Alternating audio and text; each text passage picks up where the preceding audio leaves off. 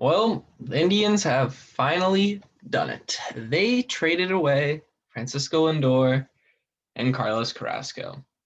You might think, well, they got a great deal back for all of that. I mean, those are two elite MLB players.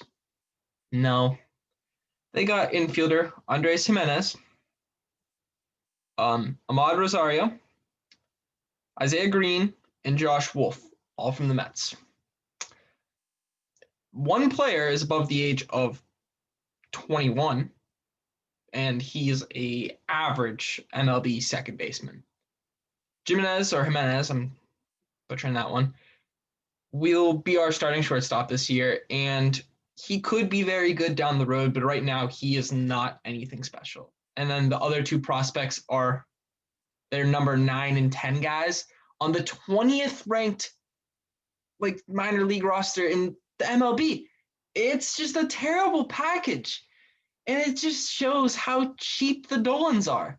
You were able to save $27 million this offseason if you got rid of Carrasco and Lindor, and that's exactly what they did. They weren't competing to win, and they are never trying to compete to win. How anyone can support these owners is beyond me. No one should be defending them, and I think we're finally at the point where people really aren't. There's still a few people that are like, well, they lost a lot of money. They're billionaires. They can suffer a couple years of losing money because when you own a sports team, the whole point is to win games. And if you're not trying to win games, sell your team. And that's where we're at with the Indians. They're not trying to win. They're doing it just because they want to own a professional sports team. When you're doing it just to own a team and make money, you're not in it for the right business. Steve Cohen said it best, the Mets owner. He went out right away, acquired two big name players, and is probably going to make a splash in the free agent market. He said he makes enough money on his side job, his real job, where he's a multi-billionaire, that he can lose money on the Mets because he wants to win games. The Indians don't want to win games. If you trade away Francisco Lindor and don't even attempt to pay him, you're trying to lose games. It's a pathetic ownership. And I love Antonetti, the Indians GM, but that's the best you can get for Lindor and Carrasco. I mean, those four for just Lindor, maybe you can think, okay, that's a B trade. Like, you did okay. Now throwing Carrasco in there, a postseason, he's got so much experience under his belt. And he was good again last year.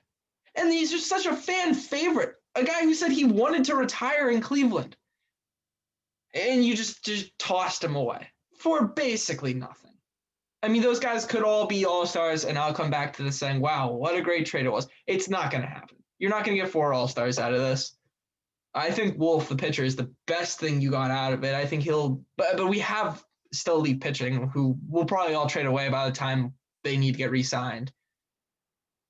But it is a very short-sighted deal from the Indians. You lost money this year with COVID. I understand that. Everyone understands you lost money this year. Every team in baseball lost money this year. So suck it up. If you can't afford to lose a little money, sell the team. And they're probably going to sell the team down to Nashville. And this is just the start of moving the team. I said that right when we decided to change names, that it doesn't feel like you're trying to keep this team in Cleveland, Ohio. This is just the first step of losing the Cleveland Indians. You change your name, which I'm fine with. At first I was just a little disappointed. It sucked, you're changing your name. Whatever, it doesn't bother me. We're still the same baseball team. Now you're just giving away talent. And I mean, giving it away. You're never resigning players.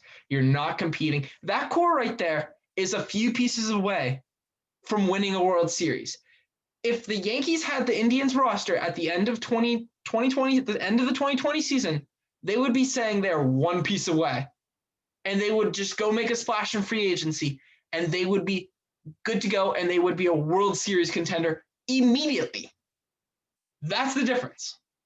So as much as I'd love baseball to add a salary cap and floor, which will never happen, it's still pathetic because you have unlimited money. You're a $1 billion owner. Spend a little bit of it, or just get rid of the team, and you would make twice what you put into it. You didn't even buy it for $1 billion. You could sell it for $2 billion. And that's what doesn't make any sense. If you're so just upset about losing money with the Indians, you could sell the team and make money. Or, you know, a great way to make money with your team? Put great players on the roster and people will come watch you. If there's nothing to watch, nobody's going to care. And that's the point. Cleveland is a Browns town. So no matter how good or bad they are, they're always going to be number one. But for the longest time, second team was the Indians. They are a distant third for most people now. And it's just pathetic, and it's not going to change because the Browns are actually good for once. And the Cavs, they're trending in the right direction. And even when they were good, do you know what they did? They went and spent money. The Browns, it's not for their lack of effort they're bad. They're just poorly run. They would spend money, and they've shown they're willing to spend money. They did it this offseason. And now look at them. They're in the playoffs. That's all it took. They just needed a couple pieces. They were 6-10 last year, and they lost a couple games they knew they shouldn't have. And they knew they just needed a few more pieces to be not a Super Bowl contender, but a playoff contender.